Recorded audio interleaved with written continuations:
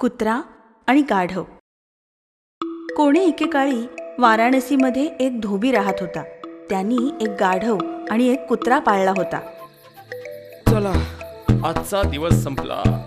खूप काम पडले रे बाबा आज. आता मस्तपैकी झोपूया. बघितलंस, मालक आज पुन्हा मला जेवण द्यायला विसरला. काही तासांनंतर मध्यरात्री. आहा, हा तर अगदी गाढ झोपलाय.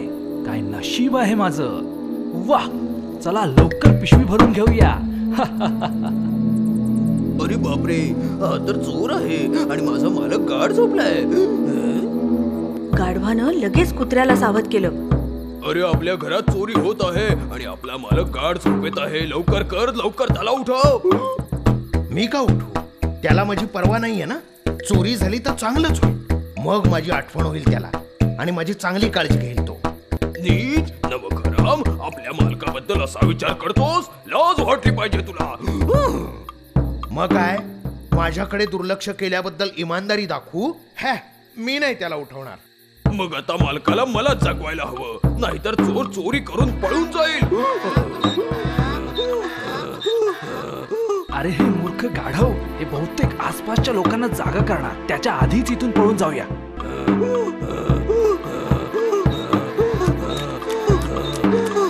धोब्यानं उठून खिडकीतून डोकावून पाहिलं, पण तोपर्यंत चोर पळून गेला होता. या मूर्ख गाढवाने माझी झोपमोड केली. मूर्ख, वेळी अवेळी ओरडत असतो. चांगली अद्दल घडतो त्याला आता. धोब्यानं एक काठी उचलून गाढवाला चांगलं बदडून काढलं. कुत्र्यानं खेदानं आपली मान हलवली.